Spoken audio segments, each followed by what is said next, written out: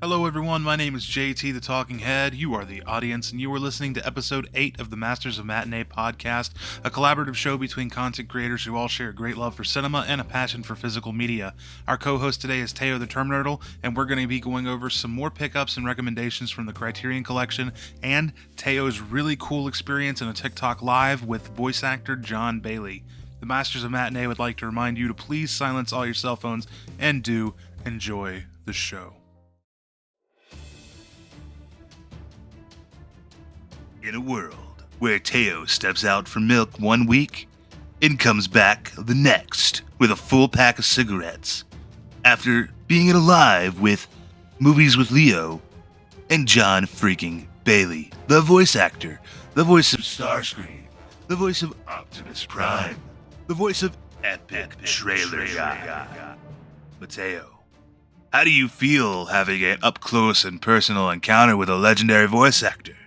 Well, I was on my way to the store to pick up some milk, and John Bailey kidnapped me. No, it was a very pleasant and extreme surprise. And once he had been in the chat for about 10 to 15 minutes, it hit me. I was like, oh, wait a minute. Like, we're talking like a real, like, celebrity. Like this is like on a different plane. When he said my TikTok name, when he said Terminurtle, I low-key my spirit left me for a bit. And I was like, why is nobody recording this right now? Was Leo recording it? He had talked about how he was gonna like take like some clips and maybe post them, so that makes me believe he was recording it, but I don't know if he like started to record after like a certain point or... Dude, all right. So this is like just absolutely nuts. So for those of you listening at home who don't know who John Bailey is, I just want to briefly go over his IMDb here. So he's a voice actor. He's the voice of Honest Trailers and Honest Game Trailers, if you've ever seen that online. But like, let's see here. He's been in The Annoying Orange, The Muppets Mayhem, Transformers Beyond Reality, which is a really cool video game. He voiced Optimus Prime, Evil Dead game. So like, yeah, he just does like a lot of video games, a lot of animations. I know he voiced Starscream and Bumblebee, right? Yeah. Well, and one of the things that he talked about was that he actually did a voice for Leonardo DiCaprio in the Once Upon a Time trailer. So yeah. I guess they needed a quote to be in the trailer, and they couldn't get DiCaprio, so they got him to like, which that completely changes the way that I look at trailers now. Like that's kind of cool. Right, yeah, I had no idea they would bring voice actors in to like do like little clips and stuff in trailers. That's neat. Yeah. It also somehow seems dishonest on the movie industry. But it does a bit, huh? But it really kind of changes things. Yeah. So all right, from my perspective, right? I'm sitting there I'm just watching Leo's live. Now this is before Mateo gets in. So I'm watching Leo, as Leo always does, just about every night of the week, sitting there with OTS Movies, Steven, and Nerdy Dustin. And they're just chit-chatting, shooting the shit. Which, by the way, in that same podcast, before all this happened, they started talking about creating their own podcast. And Mateo and I are sitting here. I gave them. Yeah, we're sitting here thinking, do we have some competition maybe? And I have an inside man on their lives, so Teo's going to be our spy. I'm sleeping with the enemy. He's a double agent. I have slept with Steven multiple times. Dude, I want to get Steven and Dustin and Leo on the pod. I want all of them together. Like it'll be a clusterfuck episode, but I want all of them and you and because when all four of you get on live together, it's magic. Like it's so funny to watch all of you guys. And So before you join, they're talking about this, and then you join, and you're not in the live for more than 10 minutes before John Bailey starts popping up in chat, and then No, man. eventually he's like, "Can I join?"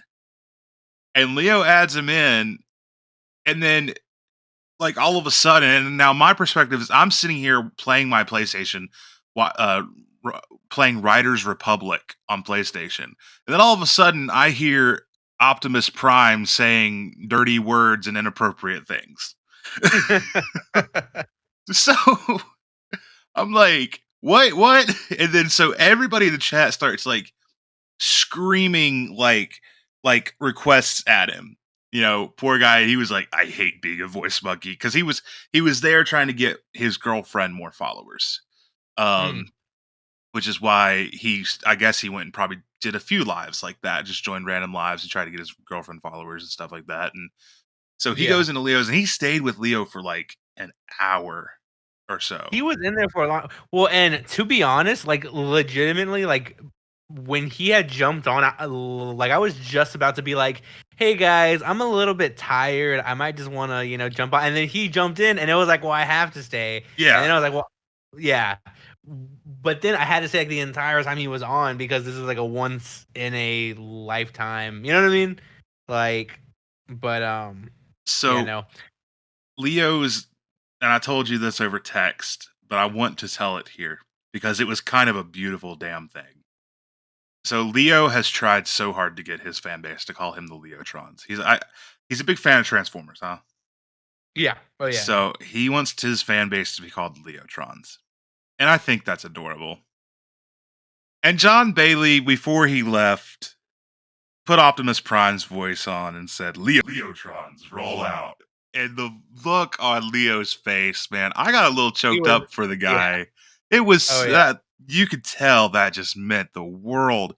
So I just wanted to just say, like, John will probably never see this, but oh my God, that night was so unforgettable to all of us, to everybody in the chat, everybody in the live. That was amazing. So thanks, John. Thank you for that incredible experience of a live chat. And it goes to show you that you never know what you're going to find in a Leo Zavala live. So go and, I'm going to shout Leo out and say that. Did you have anything else that you wanted to say on the John Bailey situation, my friend?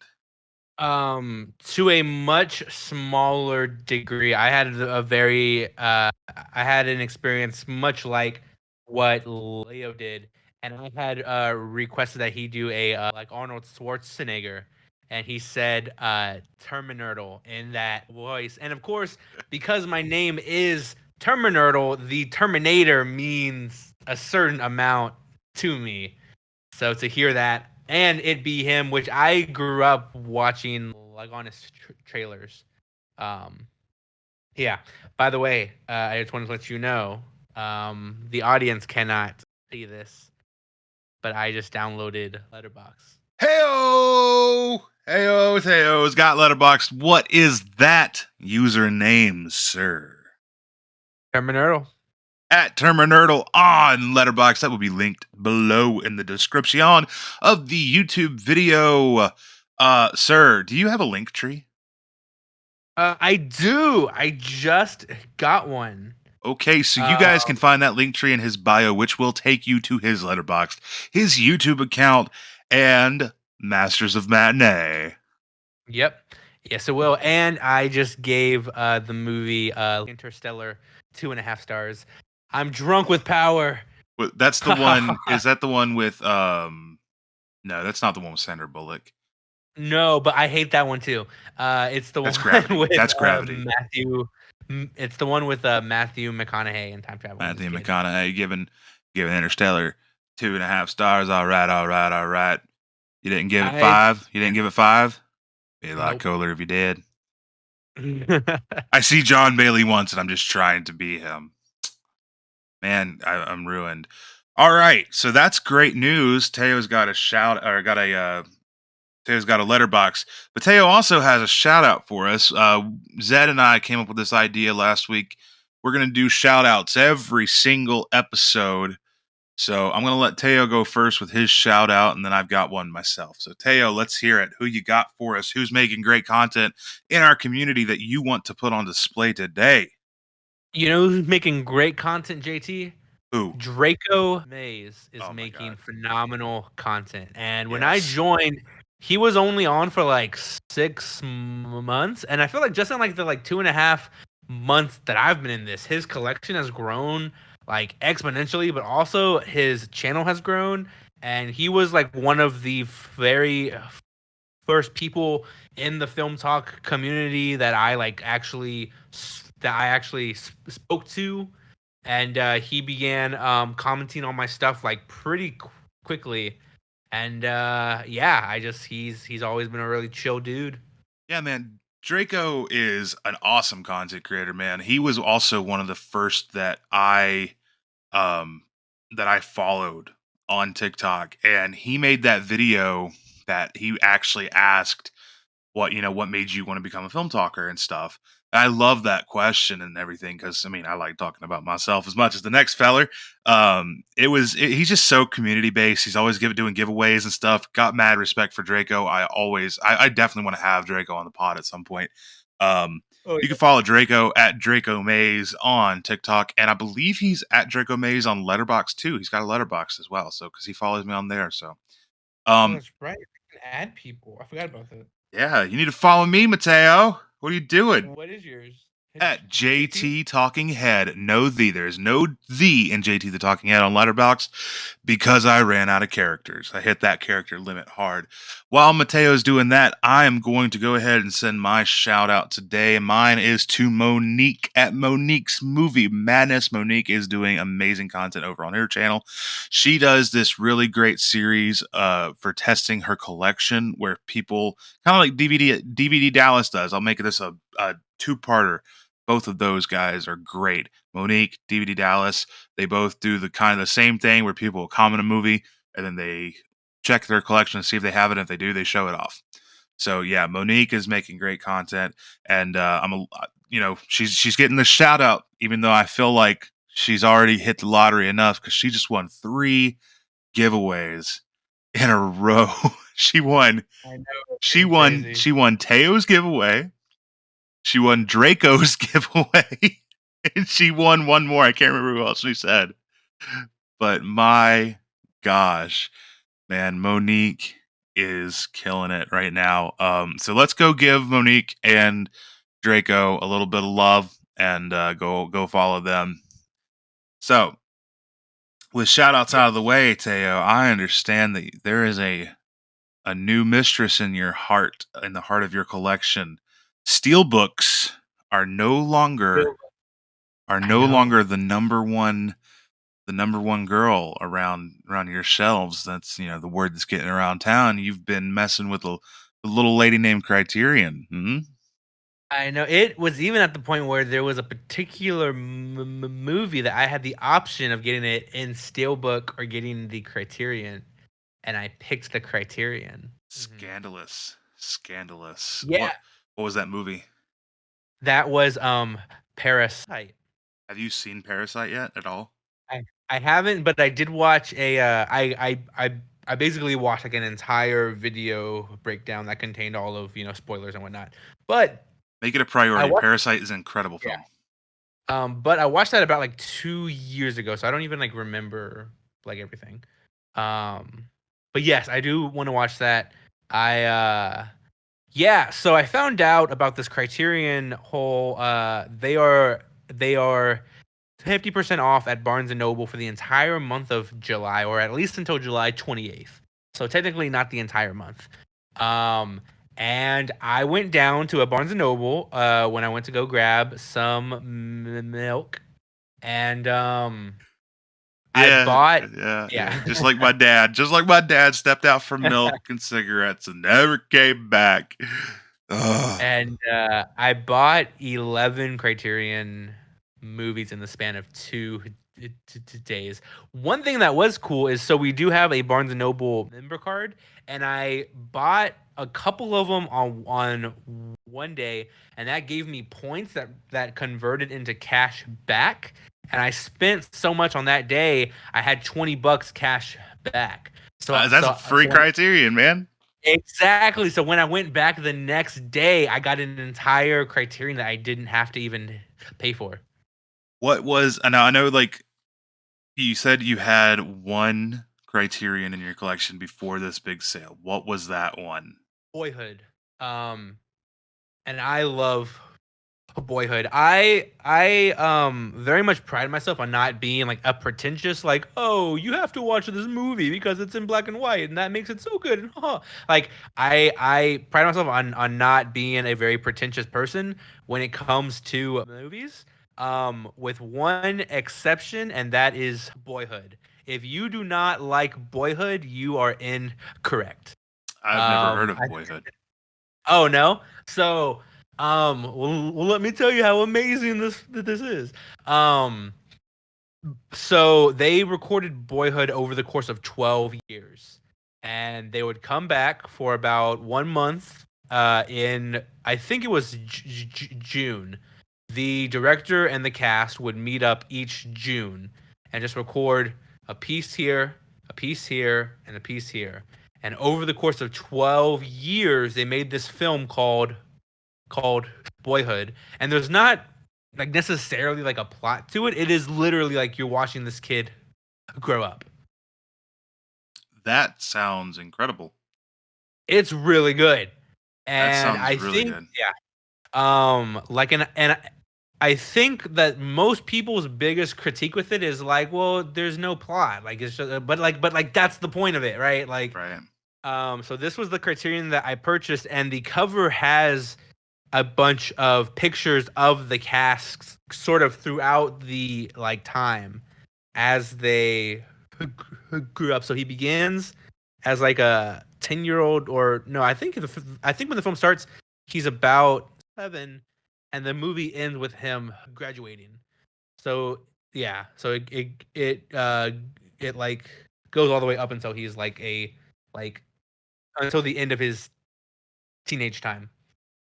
That is a very neat concept. That actually reminds me of something. I'm not gonna give this like the out, but Zed actually has an Instagram account where he has taken a photo of himself every single day without fail for 6 years. That's incredible. Yeah. So that kind of reminds me of that same concept. It's like a time capsule of a human being's life. It's very, very unique and very neat. Yeah, no, you should definitely watch this if you have a Barnes and Noble, or if you can get access to one. You should pick this up during this whole. But so that was the only Criterion that I had owned for about a year, and now I have like a lot more. So here is a pro tip. If you do not have a Barnes and Noble near you, so Amazon usually will price match the Barnes and Noble Criterion sale every month that they do it. So right now, Boyhood Criterion Collection Blu-ray is available on Amazon for $19.99. Yep. Right. Yeah. So if you it's one thing to if you want to go into Barnes and Noble, I understand that for sure because, bro, the feeling of walking into a media section is incredible. Am I right? Like picking movies off the shelf, it's the best feeling in the world for us physical media collectors. Oh yeah. But I've had so much trouble ordering from Barnes and Noble's website, especially during the Criterion sale month, and it's like they'll take like 3 weeks to get something to me when Amazon for the same price will get it to me in a day or two. So that's a pro tip for anybody who's trying to get in on this sale. Amazon usually does reduce the price of their Criterions down to that. So what else did you get in this big old haul, man? I know you made a video on like the first half of it, right? Like the first day, but are you going to make a video on the second part? Yes, I am going to wait to see if between now and the next couple of days I do actually end up going back, because now I am on a personal mission to get Wes Anderson's entire catalog. That is my goal as well. That is my goal. I'm trying to get I need to get Life Aquatic and Bottle Rocket, I believe, out of the Criterion Collection. So on my day 2, one of the ones that I picked up was bottle rocket. Did you get? I want to go over because like this will come out after probably Yeah. most of your sale hauls. This is coming out, I believe, the second, third week of July. So I want to go over for people who have seen your TikTok. This will be a Okay. kind of a repeat information, but I want to know this is Yeah. Talking Heads personal stuff. Getting an early sneak peek of your haul. So let's see what you got. Yeah. So with part one, I bought a total of 7, and I got Marriage Story with Scarlett Johansson. An Adam Driver. Yep. I got Parasite. I got Such a great movie. yeah. I got Thelma and Louise, That's on my list. which was one that literally just came out. Mm-hmm. So that's crazy that it is already for 50% off. But that one just came out, and I saw it at Best Buy and was so close to like I should just purchase this. I know it's a bit pricey, and this was before people had told me about the whole Criterion thing, and I'm so glad that I said no. You know what? I think I'm gonna wait. So we got that one. We got Mulholland Drive, David Lynch. which I have never seen a David Lynch movie. That's a good but one I to know. start with. Oh yeah. Yes. So the only thing I know about this film is that this is the movie that Peter Jackson watched with Naomi Watts and said, "I want her to be in King Kong," which King Kong is one of my like top 10. So I Right. was like, well, let me watch the film that sparked her being in this. You know what I mean? Let me derail you for a second. Tell you a little bit about Mulholland Drive. I'm not gonna give you any spoilers or anything. Not even anything about the plot line. It's very confusing and it might take you a couple watches to really get it.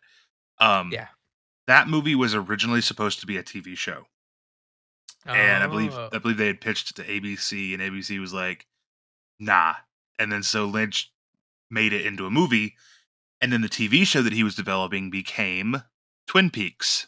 And Twin Oh. Peaks, I recommend anybody watch it. It's streaming on Paramount Plus. If you have that, it is one of the best television shows I've ever seen in my entire life. It's very Lynchian. Okay, so you saw the trailer for Mulholland Drive, right? And you were kind of confused. Yes, I was extremely confused. Okay, so Lynch is one of those filmmakers that they have become within the mythos of cinema, to where there's a whole style built around David Lynch, and it's called Lynchian filmmaking. And so it's kind of like Hunter S. Thompson with Gonzo journalism. Like it's a complete style choice. And so David Lynch pioneered this weird storytelling style with very odd cinematography and camera work. And Twin Peaks fulfills that Lynchian like feeling of cinema, but it's wrapped up in a box and a bow of something like an FBI murder mystery, almost X-Files like show. So it's Okay. got a lot of sci-fi and horror in it, and it's just wonderful, man. You and your wife, sorry, would love that. Watch Mulholland Drive with her. It Okay. is a great movie.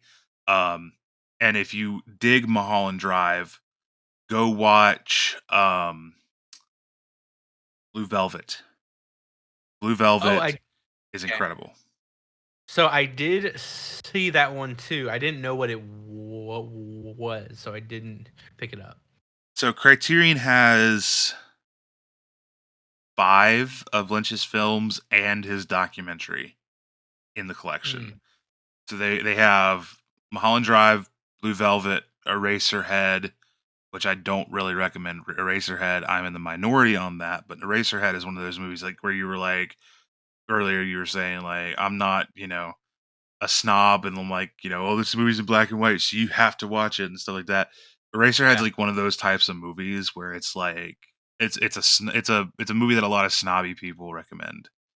That's from Okay. what I've seen. I've seen Eraserhead. It's Yeah. very artsy. It's one of David Yeah. Lynch's very early films. And then they have Lost Highway and Inland Empire. Those are, to my knowledge, those are the only five. Those are the five Lynch films in the collection. I've not seen Inland Empire or Lost Highway. Those are on my list to get along with the Wes Anderson films. But Blue Velvet and Mulholland Drive are two of the greatest movies that I've ever seen in my life. So if you do go back Very for good a show. third dip in the Yeah. Barnes and Noble pool, consider getting Blue Velvet. It's very good mystery. I'm going to add that onto my list right now because I do have a list of ones that I want to pick up. Now, I will say before you get that, watch Mulholland Drive though, because Yeah. if you don't like Mulholland Drive, you probably won't like Blue Velvet. So, Okay. Well, and so yeah, so pretty much every person I've talked to has been like, "This movie was great. It was confusing as hell." Like, Mhm. so I'm a bit intrigued, but I did just watch Brick, which is Ryan Johnson's directorial debut, and that was a bit confusing as well. But by the time we got to the end of it, I was like, okay, like, I think I enjoyed that. Lynch is very ambiguous. Yeah. It's mysterious, ambiguous. There's his is all right. Here's what I'll say about David Lynch, and this sounds pretentious. Yeah. David Lynch doesn't make film. David Lynch makes art. Yeah. His films are meant to be interpreted in a lot of different ways. At least that's what I get out of them. Now, some people who are much more educated on film and cinema than I am might be able to look at a David Lynch film and immediately get it. I'm not one of those people. I get a lot of different things out of David Lynch, but I do know enough to know that if you don't like Mulholland Drive, you probably don't like David Lynch because Okay. it's widely regarded as his best film. So you did really good with picking that one up. So, but Okay. if you dig that one, I would suggest you get Blue Velvet because Blue Velvet's actually my favorite. It's very intriguing. Yeah. Well, and that's good to know because I do like those types of films, but I have to be in the right mentality. I have to like know that I'm not gonna watch just like a very straightforward linear story play out. That was actually my problem with. So I just watched.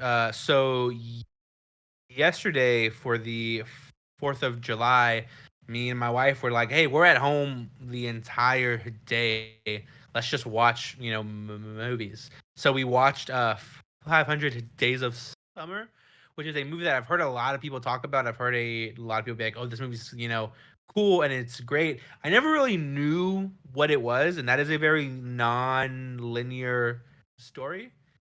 And I want to watch it again because I feel like I wasn't expecting that, and so it was kind of like, like yeah, like it didn't sit with me the right kind of way. But that's because I wasn't expecting that. I have never seen 500 Days of Summer. Um, I don't even know what it's about. Now I will say, and I won't spoil this, but the reason it's called 500 Days of Summer, once that like clicked in my brain, I was like, oh, that's actually probably like the best reason for a title that I've ever like. That's a very cool title. Yeah, I mean, I'll put it on my list for sure. Um, what else did you get in the sale? Yeah. What's next?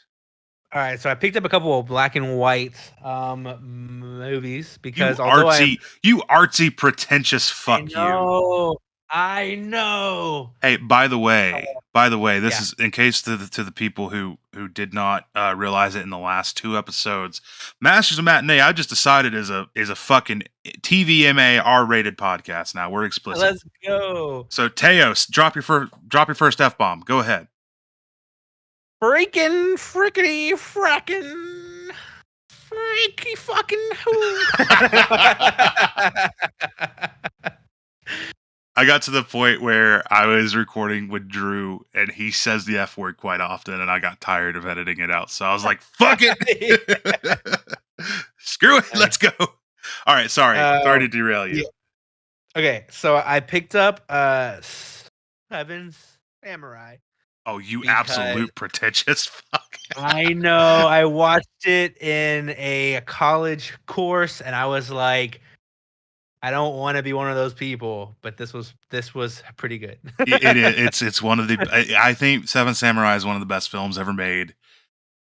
Kurosawa knew what the fuck he was doing. Kurosawa was incredible. His cinematography and art direction is awesome. The acting in Seven Samurai was on point. It's literally one of the best movies ever. I also have on my shelf, I have Yojimbo and Senjoro and also Ran. Oh yeah. Have you seen that steelbook for Ran, the Best Buy 4K steelbook, the Lionsgate one? It's absolutely beautiful. It is. It's a piece of art, man. It's a piece of art. Now I do want to get Rashomon because I think I actually enjoyed that movie slightly better. I want to get Dreams. Oh yeah. Yeah, I haven't seen Dreams yet. I want to get that. That's on my list for the collection as well.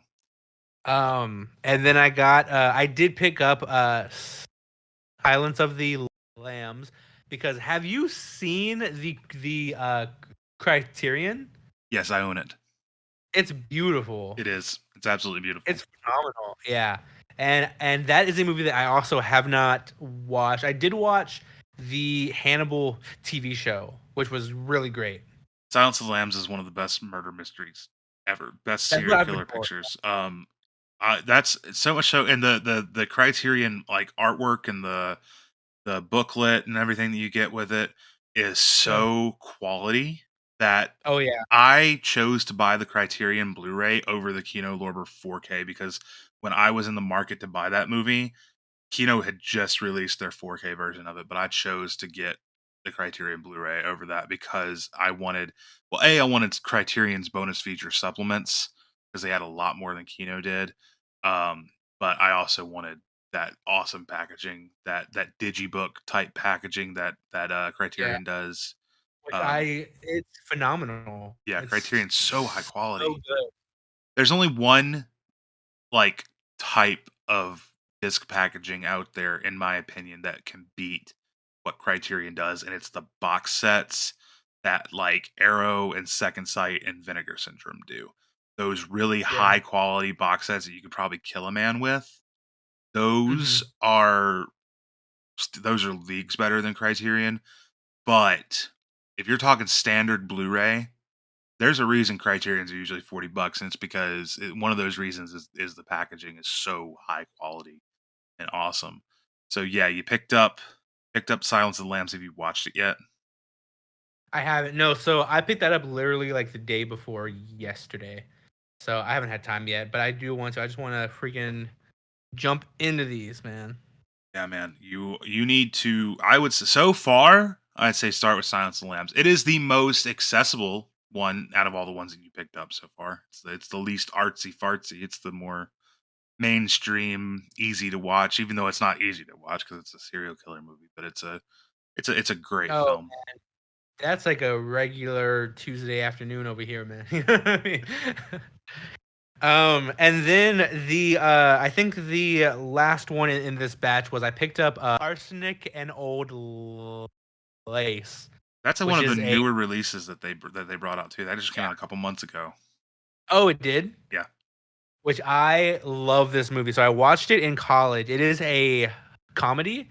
And if you would have told me that I would enjoy black and white comedies, man, I would have been like, there's no way that the jokes like still keep up. This movie is hilarious. It is fantastic. I've never seen it. What's it about? So it takes place right after World War II, and it's very timely and has to do with that. But it's like a huge misunderstanding, and there is a dead body being kept in a cabinet. And the entire movie is just like, when are they going to find this dead body and who is it going to be pinned on? And But like, there's even like this one guy like breaks out of prison, and he has undergone plastic surgery to make himself look like Boris Karloff. So that's like a whole kind of like aspect to it. And then there is a character who has some sort of like mental, I guess, sort of problem where he believes that he is Teddy Roosevelt. So there's like a murder mystery going on. There's a dead body. There is a serial killer on the loose, and a guy who thinks that he is one of the previous presidents. And it's just like all this chaos blends perfectly. It's got Cary Grant, who is fantastic. And Sounds awesome. When was this made? so this came out in 1944. So this was just after World War II. So I just want to point something out. This has nothing to do with arsenic and old lace. I just saw something that you did that just made me realize the beauty of physical media even more. You're sitting in front of a TV or in front of a computer, Mateo. I asked you when that came out. You didn't Google it. You physically got up and you went to your movie shelf and you pulled it off the shelf to see when it was made. That's a beautiful thing. That's one of the things I love about physical media, my friend. I love it. Oh yeah. I'm adding arsenic and old lace to my list. I need to get this now. It sounds amazing. Please do. And then I went back because I said that's not enough. That's never enough. What is that? 6 films that you got the first trip? That was 7. 7. So that's just those are rookie numbers. You got to pump those numbers up. I know. So I went back, and I can guarantee you I'm at least going back 2 more times. Because I've got a couple of freaking paydays coming up where it's like, okay, on that day I'm gonna allow myself to spend, blank towards this. I'm gonna do this towards this, and anyway, yeah. Well, at the end of July, what's your wife gonna think when you spent $1,000 to build your own Criterion closet? I won't need to because they're 50% off. Have you seen? Do you know what the Criterion closet is? No. Oh wait, yes. Okay. Yes. I was just about to be like, I'm gonna open this boy's eyes to something incredible. In case you were wondering what the Criterion audience is, dear listeners, or Criterion Closet, it is a YouTube series that Criterion does on their channel where they will get writers, actors, directors, filmmakers in and put them in their Criterion Closet, and they will have a tote bag full of movies that they get to go and pick and show off and tell the audience why they want to get that movie and what inspired them about it, and the importance of it to them. And it's a wonderful little series, and it's like every physical media collector's dream to be invited to the Criterion Closet one day. Absolutely. Hey, let's make an affirmation. One day the hosts of Masters of Matinee will be invited to go to the Criterion Closet. We will talk about Criterion enough to where they were like, you guys want to come to the Criterion Closet? We'll be like, yes. Absolutely. We're headed to New York City right now. All right. Let's do it. What did you do? What's the damage for day 2 for Criterion Cell redo? Okay, so I did explain this to you before, but I do want to let the people know. If you have a Barnes & Noble member card, you get points for every purchase. Those points convert into cash back, and that cash back is available to you the next day. So I went to Barnes & Noble, and I actually went with a couple of people, and I used my points for all the stuff that I purchased, and I used my card for all of the things that those people purchased too. And so when I went back the next day, I had $20 cash back. So I got a completely for free Criterion, and that one was called The Island of Lost Souls, which is from 1935, and it is one of the first movies to use creature and monster effects. It is only 1 hour and 10 minutes long. I actually plan on watching it today if I have some time. But it looks incredible. Who's the director on that? Murray C. Kenton. Okay. And it looks like this. Ooh. Yeah, I don't think I've seen that one before. Yeah, no. This just had like a really cool freaking cover. and then I got some more black and white stuff because I'm a schluck. Yeah, pretentious piece of shit. I got Hotel du Nord. Dude, Heard that's a I great am movie. so I've heard that's a great movie. I am so pumped to watch this. So, do you know what the plot of this is? No. Okay, let me pitch this to you because when I heard what this was, man, I need to watch that one too. So a husband and a wife create a suicide pact, and they agree that the husband is going to kill the wife and then kill himself. That is the pact that they create. The husband kills his wife, and then the reality kicks in, and he's like, "Wait a minute, I don't want to die." Wow. And that's how the movie starts. When was that made? This came out in 1938. That's some heavy subject matter for Yeah, 1938, man. Wow. but that sounds fantastic. That does. That sounds amazing. So I picked up that one, and then I started my Wes Anderson collection journey with his directorial debut, A Bottle Rocket, which I didn't know was a movie that was co-written with Owen Wilson. He helped Oh, to wow. co-write. Yeah, so and he stars in it alongside his brother. Wow. Owen Wilson wrote that? That's so cool. Owen, Ka-chow. Oh, wow. and plus, I'm just reading the back right now. It stars James Caan too. Ooh, yeah, yeah. I've never seen Bottle Rocket. That's one of the only Wes Anderson flicks I've never seen. Oh yeah. Um, So I think I've only watched like the Fantastic Mr. Fox. I think that's the only one of his that I've seen. that's such a good movie too. That's such a good movie. What the cuss? Are you cussing Yeah, me? yeah, I love Fantastic Mr. That's in the collection. You know, that's in the yeah. Mhm. Criterion Collection. It's got one of those great packagings like Silence of the Lambs does. Oh yeah. It's incredible, man. Um, and the Blu-ray scan that they did for that looks absolutely stunning. Fantastic Mr. Fox is a real work of art. That film is. Uh, it's stop motion animation at its finest. To me, the art of Fantastic Mr. Fox is actually it exceeds Tim Burton's levels in Corpse Bride and Nightmare Before Christmas. And James Oh and the yeah. Giant Peach as well. It is incredible. It's an incredible looking film, and the story is so sad and depressing, but also heartwarming. Um, yeah, that's a wonderful film. One of Wes Anderson's best.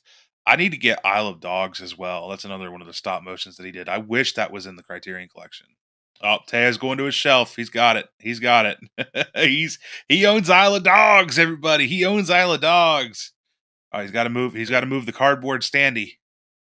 You should actually pick this up because this is what I picked up. I got this at Best Buy for like $10, and it includes a Fantastic Mr. Fox and the, the the Isle of Dogs, and it's just them on standard. Oh wow, these are actually blues I haven't even taken out of the plastic.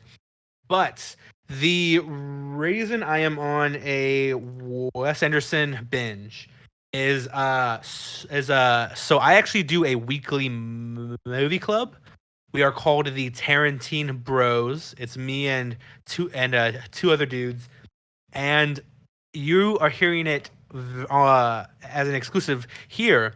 But tomorrow we are binging the Lord of the Rings, the entire trilogy, and we are watching the extended cuts. Ew. I don't like Yeah, Lord of the what? Rings. I don't like Lord of the Rings. Oh yeah. That's a hot take. I don't like Lord of the Rings. I mean, it's So I fine. They're never fine. I grew up watched it. watching them. They're fine. But in the words of Randall from Clerks 2, there's only one return, and it ain't of the king. It's of the Jedi. So I've never watched them before. I have no idea what to expect. I don't even really know much of like the plot. So Well, you're probably in for your first time watching. You're probably in for a treat. yeah, My problem with Lord of the Rings is that I grew up watching them all the time, and I never liked them all that much to begin with. But it was one of yeah. those things. My dad loves Lord of the Rings and stuff, and I put some respect on Lord of the Rings for sure. Like I don't mind to watch them every now and again, but it's been a very long time since I have watched the trilogy in any sort of fashion.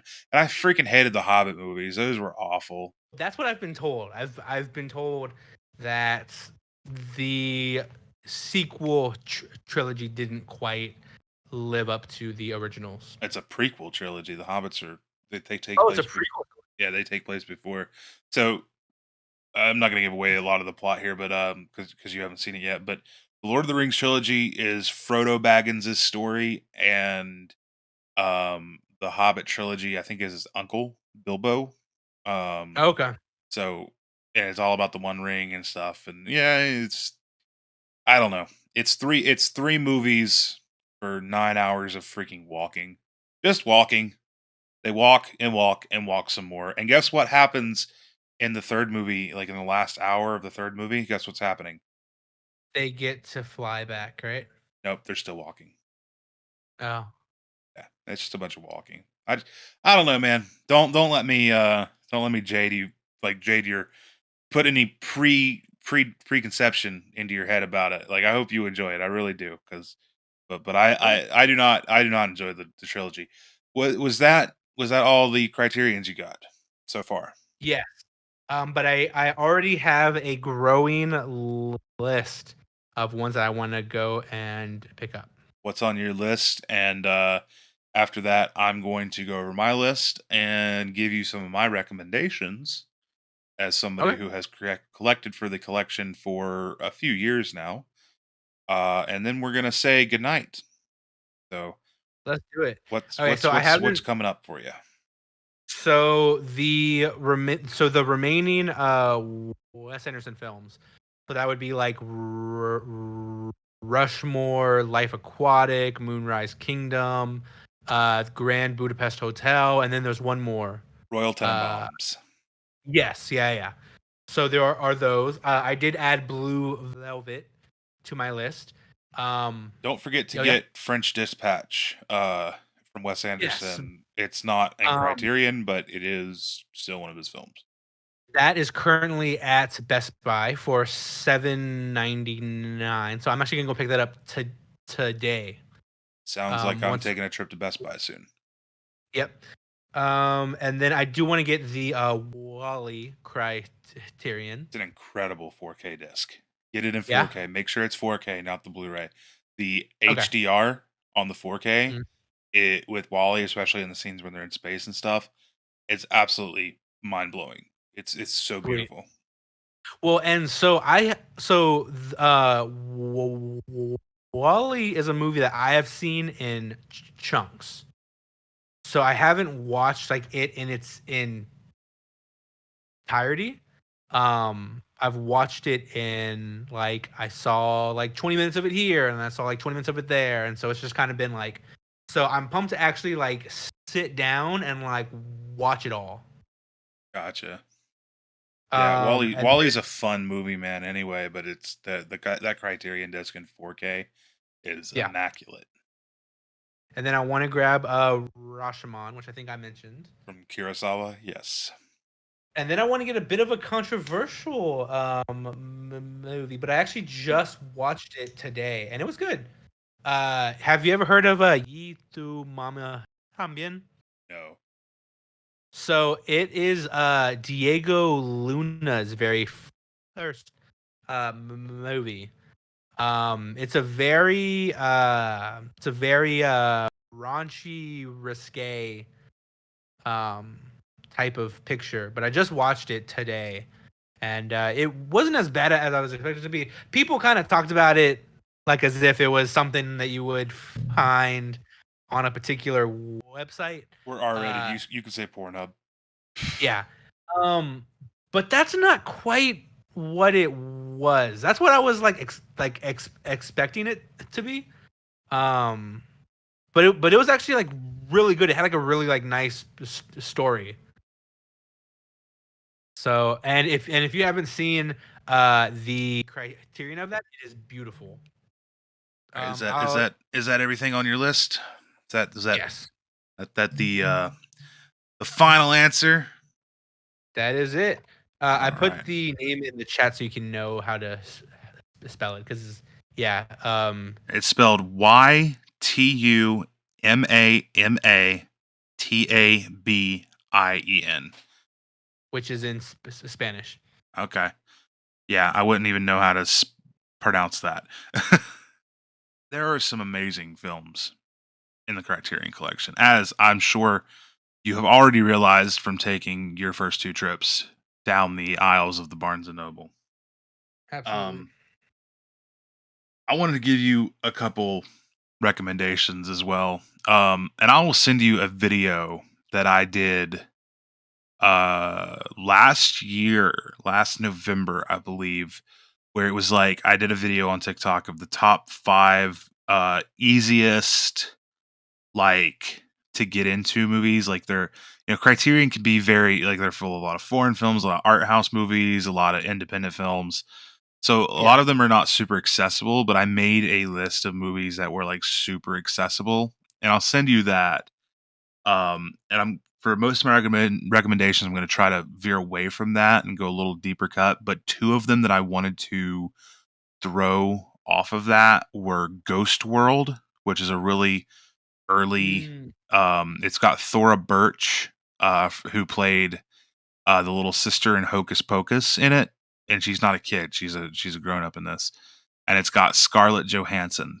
This is from the late '90s, and it's also got Steve Buscemi in it. And it is a weird and wonderful film. It almost reminds me of like the style feels very influenced by both the Coen brothers and Wes Anderson.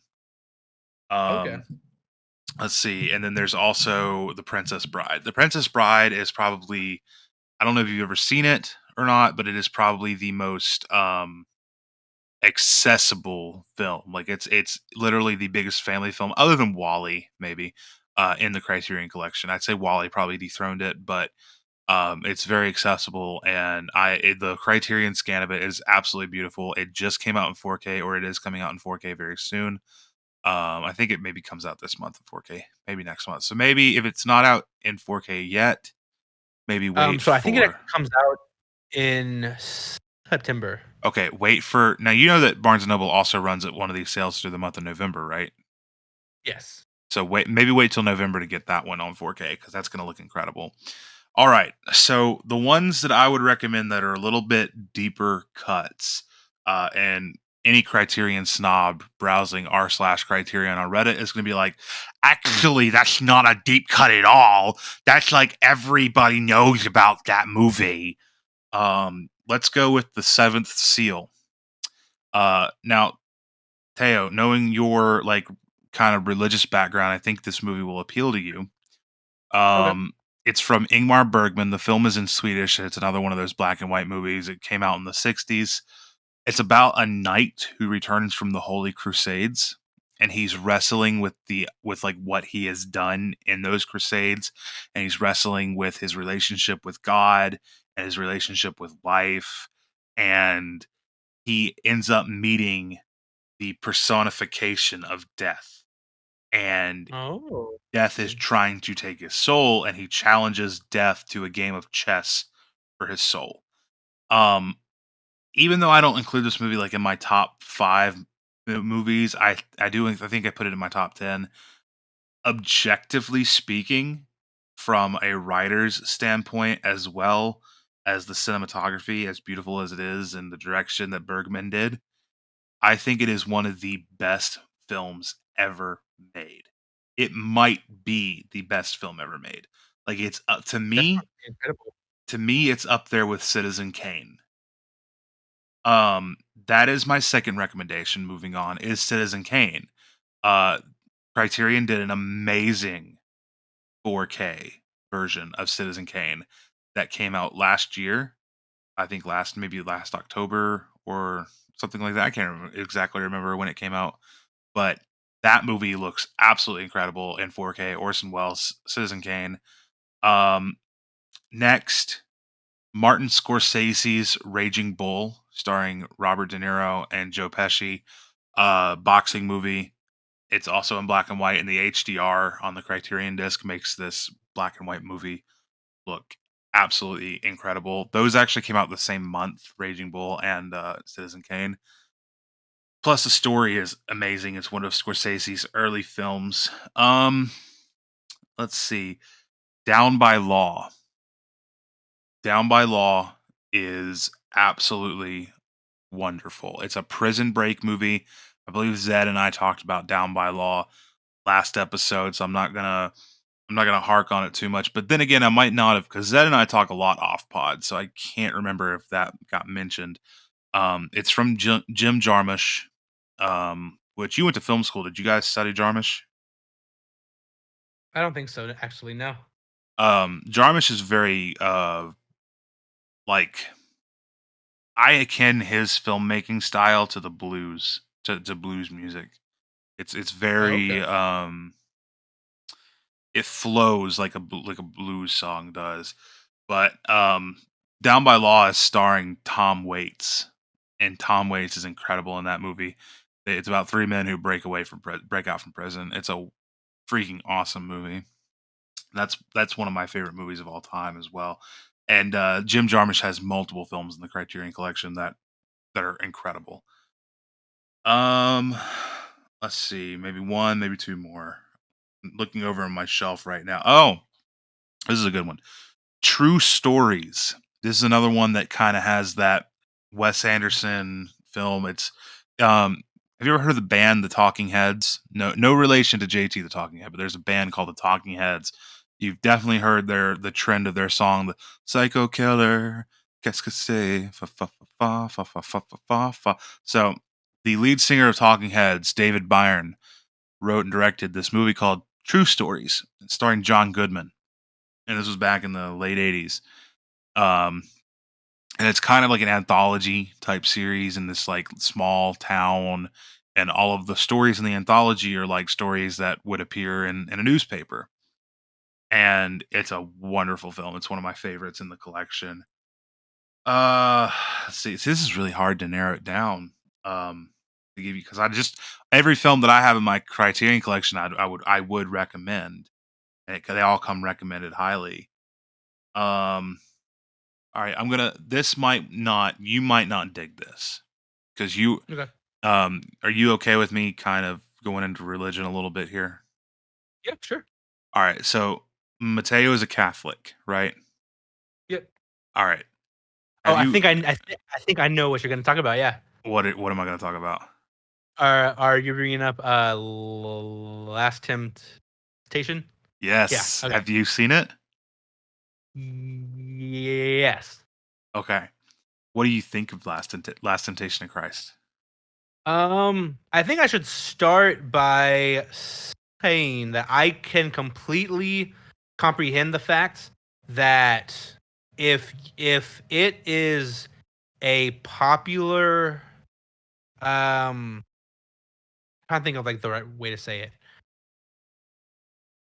People need to understand that if something is a popular text or popular, or if it has a big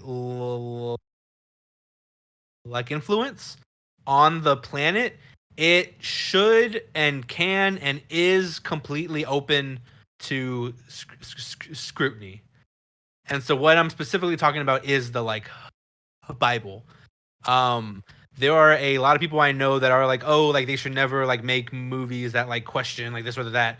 But like you need that stuff. Like you need to be able to look at things in a completely open and in a objective type of way.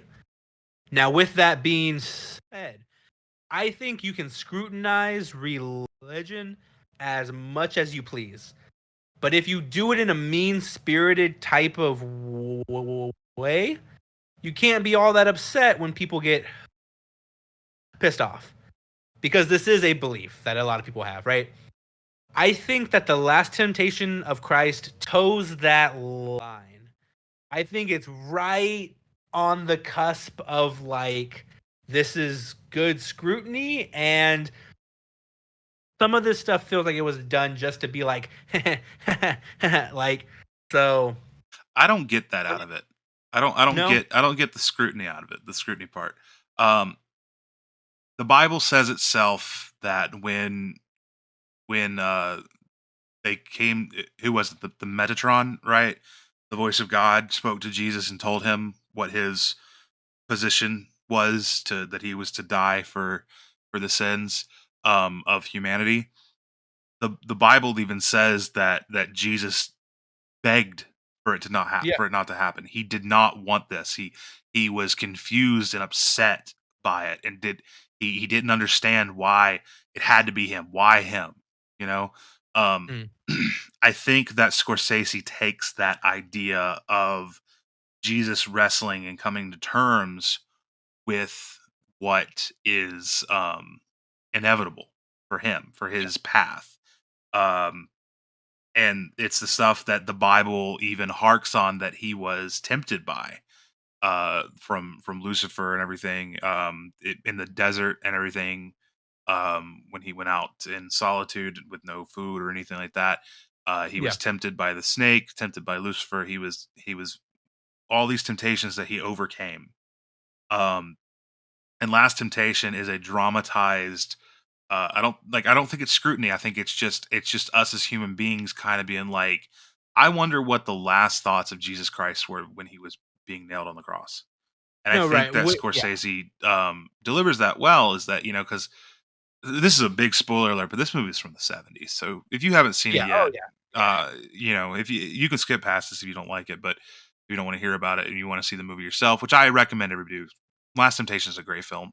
Um, it's like at the end, whenever he is being nailed up, he gets this little girl comes to him and takes him down from the cross, and he goes on to live his life without being a messiah, without being the Messiah, and he has marries and he has children and all this and that. To me, I think that what Scorsese was trying to convey in that film was, it was not to bastardize Catholicism or Christianity in any way. I think that he was trying to just humanize Jesus, which to me is something that's very important to do. If you're looking Yeah. at religion, you need to have Jesus be more relatable to you. You need to it's important to see, to take the parts of the Bible that show Jesus as not being perfect, because a lot Mm. of religion nowadays holds Christ up as being this absolutely perfect thing. But the thing was, Christ was not perfect. Christ was human. At like the start it all, he was a reflection of us. That's why he died, to forgive us our sins. He was the embodiment of this of our sin that was nailed to the cross and killed. At least that's my interpretation of it. So, Yes. So yes, and also no, because I get where you are coming from, and I do think that you do need to remember that Christ was a person. But for at least what my dogma teaches, Christ was a human. He was 100% human and 100% God. And he did have the exact same temptations that we all have. But we actually do believe that he was perfect in the sense that he never gave in to those temptations. right. So in the last temptation of Christ, when you see him and Mary Magdalene and they have sex, that to me was like, and I completely think that Martin Scorsese, and this is the point that I was trying to make in the beginning, is I think that he has absolutely every right to make whatever movie he wants to make and to add whatever questions he wants to add. Like there are people that like don't want movies like this to be created, And my thing is like you have every right to create this stuff, because it is such an influential part of Yeah. of like our culture and this planet. But when you start doing stuff like that, like me being a Catholic, it's like, well, you have every right to make those films, and people have every right to watch those films, but I have every right to be like, that's a little bit too much, and now I feel uncomfortable, Well, and now this is a movie that I don't think I want to look like, right? Like, right. yeah, Well, that, and I respect that, but consider this. You just said yourself that Catholics believe that yes, Jesus, though he was 100% God, he was also 100% man. He was the yeah, best of both worlds, right? So, and you said he was tempted. He had those oh yeah, temptations of man. Where I think that the wires get crossed in The Last Temptation with people who are looking at it through their own faith, the scope of their own faith, is they mhm, forget that at the end of The Last Temptation, Jesus didn't actually get off the cross. I think what Scorsese was trying to convey was that this was a temptation and this was what was going through his mind as he was being nailed up. He was being tempted to, if there was a way to get off this cross, what would happen if I did? What would yeah, happen to the world if I did? But the thing is, the reason I don't see it as scrutiny is because in the end of the film, he didn't get off the cross. He was crucified. He did die. He did die for the sins. It was just that last temptation. It wasn't that Christ succumbed to the temptation. But yeah. it shows what would have happened or what could have happened if he did. But Well, yeah, Scorsese like writes the track by saying, yeah, even though you might see this as like a bastardization of Catholicism, um, I'm not completely throwing the truth out the window or the faith-based truth mhm, out the window yeah. um, of the crucifixion because he still did it. I'm just trying to speculate about what could have been going through his head during his last moments. Yeah. Well, and what I mean when I say scrutiny is not that he is trying to like disprove anything. What I mean more is just that I feel like it is allowed to be taken into your own interpretation. And what Martin Scorsese does is he takes the story of Jesus into his own interpretation. Yeah. So that's what I'm talking about when I say that these topics should and can be and they are completely open to scrutiny. Right. Is is him is when he made that film, he said, "But what if it happened in this way?" Hmm. Um, yeah, which I think that you have every right to do. It's not like I want this film to be, you know, you know, taken off of all of the stores and whatnot. But at the same time, when you do that, I don't think you can be that upset when people are like, "This is uncomfortable. This is not." You know what I mean? Yeah. So I got two questions on the subject, and then we're gonna take it home here. Um, Okay. as a Catholic, and Mhm. folks, we're not gonna get into religion super often here, and I think that Yeah. this is the way that we should discuss religion and handle religious topics within films on this show. This is my goal is to be, Mateo and I have very inherent opposite beliefs on faith and religion anyway. And look at us, we're having two very moderate opinions and stating those and having a discussion about it. We're not screaming down each other's throats. Come on, folks. If we can do it, you can do it. Yeah. Um, so what do you think like overall, what do you think about Last Temptation? Like, can you watch it and like view it as like a piece of artwork and faith-based opinion and stuff like that? Like, is that a movie? Let me put it this way. Is that a movie that you would put on your shelf? It is not a movie that I would purchase. I did want to watch it because I had been told a lot about it from a lot of different people.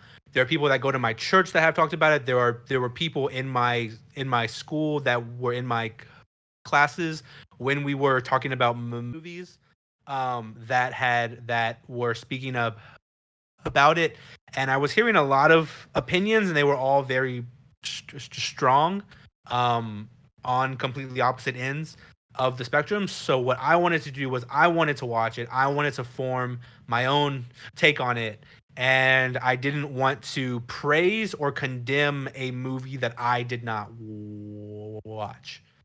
Have you seen it yet though? Did you watch it when you were in Yeah, film school? Okay. yeah. If you do you think that you would be able to put your like religious views of it aside and put it on your shelf as an appreciation for just filmmaking, because the direction and cinematography in that film is incredible itself. No, it is a very well made movie.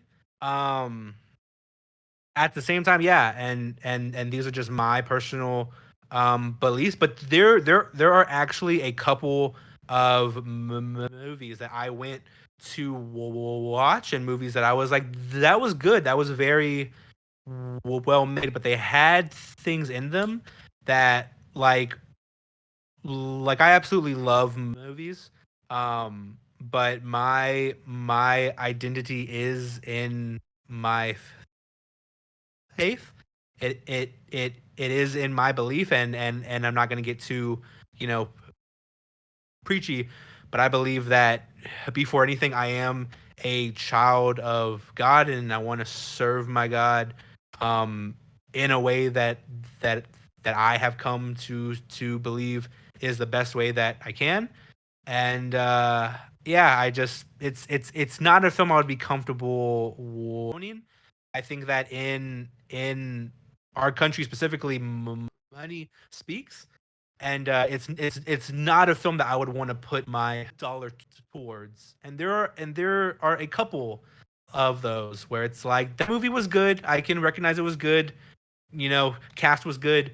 But I'm not necessarily gonna like contribute to this, if that makes any. Yeah. We're gonna wrap it up and take it home. Teo, thanks for joining us once again.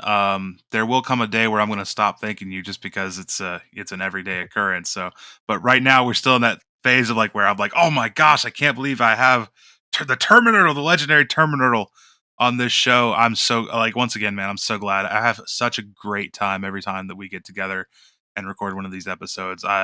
These are some of my favorites. This whole podcast, man, is so fun. It's so fun to record with you guys. I want to get you in a call with Zed, and I want to have some of these conversations with Zed because he is very, very atheist. So Yeah. but he comes at it from a very moderate and very open-hearted aspect of his opinion there. So I think that and like I said, I don't want to get this show too like into religion or politics or humanism or anything like that, because it's about the movies. But I think that, and me and you have had this discussion before, I think you can find God and meaning of faith in any film as long as you're looking for it. Oh Like yeah. you can find it at some points in every movie that's made. So I think it's an interesting topic, and I would love to cover it with you. And everybody listening along, let us know if you guys would be interested in that. But please, for the love of all gods, the Catholic God included, don't get offended. Don't get offended for our takes on this stuff. We're just two evolved apes trying. Well, I guess Teo doesn't believe we're evolved apes, but I believe we're two evolved apes. I do believe in a like evolution. That is actually that is actually a Catholic belief. Did you know? Did you know a Catholic priest came up with the Big Bang? No. That is a Catholic belief, or that concept was created by a Catholic priest. People are under the idea that we like don't believe in like science, and it's like we believe in truth. So like the Big Bang took place, Pangea took place. There is proof of like evolution. Truth does not contradict truth. So all of these things are true, and but now I'm getting too preachy. This isn't, you know what I mean? But That's a revelation to me, my friend. I didn't know the Catholics believed in evolution because let me tell you, where I'm from, we got those Southern Baptists, and they sure as shit do not believe in evolution. The big thing to me is that I do want to talk about this stuff because I feel like people forgot like how to disagree, and like we've talked about this stuff without being on the podcast, and it hasn't impacted us. You know what I mean? No. Like in Matter of fact, like I think it's brought us closer. yeah. So like and it's not like I want everybody I know to be Catholic. Yeah, Like variety is the spice of life. yes, right. Like I enjoy having different perspectives and different opinions, but I feel like our culture is like you have to believe everything that I do, or I don't want to speak with you. And it's like no. Well, it's like that in the Bible Belt too, my friend. It's like that down Yep. here, and I guess we're up here from you, but yeah, man. Like, and just to give like the audience a little bit of perspective and show how the sausage is made a little bit behind the scenes over here at Masters of Matinee. We all talk fairly often off of recording. You know, like I think that's one of the coolest things is that we have all, even though we all started as collaborators on TikTok, we've become buddies. Or at least I have become buddies with Teo and Zed and Drew and with Teo and I specifically, we have talked at 2:00 in the morning about some really heavy shit. and I only think, even though almost all of it is like we are on completely opposite ends of the spectrum, we're from two complete different cultures in this country. And we can sit down and have a conversation about this stuff and view it analytically and have this discussion and not be offended at each other's beliefs, and also be open-minded enough to say, hey, you know what, that's a decent point. I never really thought about it that way. I might not agree with you, but now I can see how your perspective makes you believe that in particular. Mm-hmm. And I think that's important. I think that's important in discussing religion, politics, and it's also important in discussing film. That's how I constantly am able to check myself from becoming the dreaded film bro or a film snob. Is that I realize that perspective is the key to viewing anything in life, and your upbringing and the culture that surrounds you is going to have an effect on how you view the world, on how you view art, on how you morph your opinions. And I think that it's an absolutely wonderful thing. And it's been my favorite thing about this podcast, next to the community building aspect of it, is that I've gotten together with these 3 other gentlemen from completely different walks of life, all of us, and we're able to come together and have these really deep and wonderful discussions. And it's all rooted in film. And to me, that is absolutely magical. So yeah, once again, Teo, thank you for coming on, and thank you for being a master with us and entertaining us every couple weeks with your great takes and everything. So that this is amazing. Well, man, I am just so glad to be here. I'm glad to be able to have these talks with you, and we broke my 2-episode curse. Woo! So here we go, man. We are Yes, trucking sir. along. Yes, sir. We are on the track, man. We are on the track. Zed and I broke the 2-episode curse yesterday because Nice. yesterday was his 3rd episode. Yesterday, the day before yesterday, was Drew's 2nd.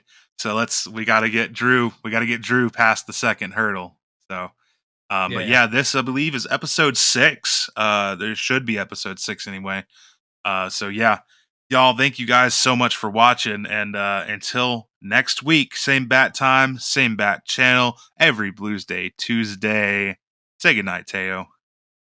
Good morning. Man, that episode took a more serious turn there at the end, but it goes to show you that you never really know exactly what you might get when tuning into the show. We'd like to thank everyone who's been listening along. We'd like to remind you to go ahead and follow Masters of Matinee on YouTube, Spotify, Apple Podcasts, and Google Podcasts. Special thanks to this week's co-host, Teo the Terminurtle, who can be found on TikTok at Terminurtle. Don't forget that all 4 Masters are now on Letterboxd. Come see what kind of movies we've been watching, and be sure to leave a comment and let us know that you listen to the show. Their links can be found in the description. Remember to also follow me on TikTok and YouTube at JT the Talking Head.